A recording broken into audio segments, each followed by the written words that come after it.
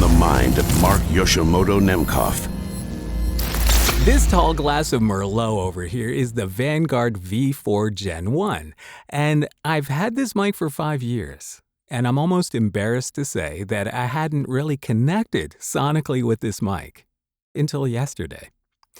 But we'll get into that in a moment. So the Vanguard V4 is definitely a mic worth talking about because Derek from Vanguard schooled me on this mic, and my eyes opened.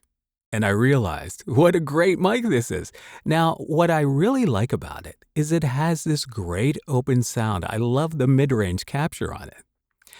And this all kind of like this revelation after Derek kind of told me like about the 100 different prototypes that they went through, all the iterations of this capsule that they went through in order to land on this one. And, you know, it's like this whole mic. Really, it's just so simple, transformerless 3 patterns. But there was one feature I never used, and it was keeping me from really loving the way this mic sounded on my voice. And that feature was the high-pass filter. Now, let me show you what this mic sounds like without the high-pass filter on.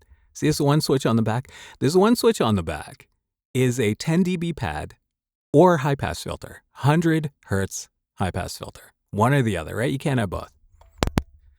So here's what the mic sounds like, right? Full open, no high-pass filter. And as you can hear, there is a lot of low end. You know, it's really more like that 414 kind of a low end, which is meant to capture your sound from a distance. You know, this is a low end that will sound much better at 12, like, you know, a foot, 2 feet, 3 feet away than it does from like, you know, 4 fingers away.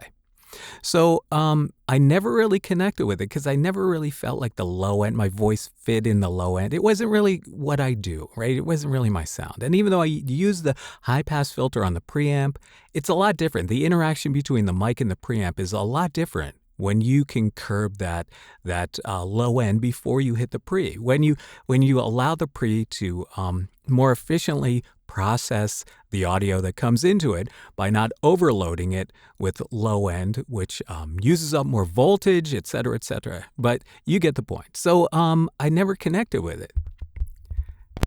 And then I switched on the high pass filter and I'm like, wow, listen to that mid-range pop out.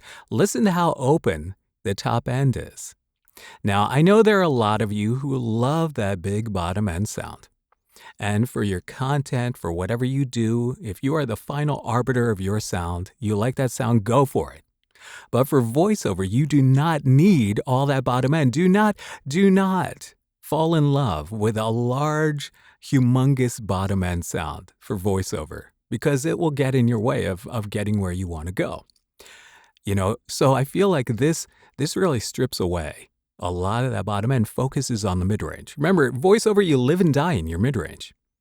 And it really, I feel like this is a great sound. So I wanted to share this with you. And I wanted to get your opinion. This is an interactive exercise. I like it. I like the way this sounds. So tell me what you're thinking. What do you think of the Vanguard V4? All right? Let me know in the comments. And until next time, this is Mark Yoshimoto Nemkov, fading to black.